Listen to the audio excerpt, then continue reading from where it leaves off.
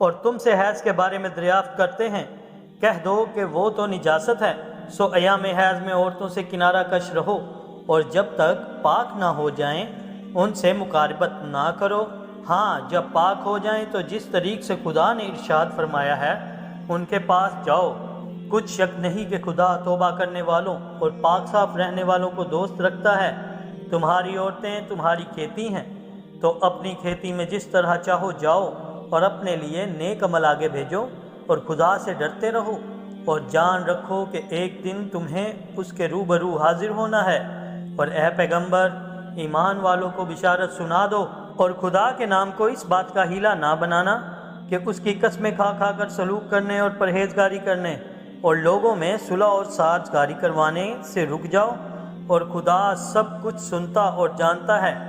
خدا تمہاری لغو قسموں پر تم سے مواخذہ نہ کرے گا،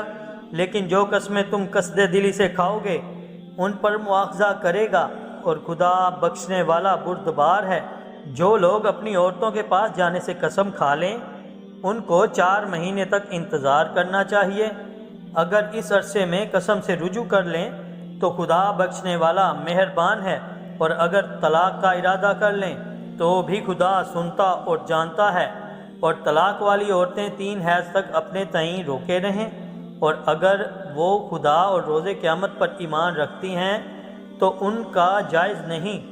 کہ خدا نے جو کچھ ان کے شکم میں پیدا کیا ہے اس کو چھپائیں، اور ان کے خاوند اگر پھر موافقت چاہیں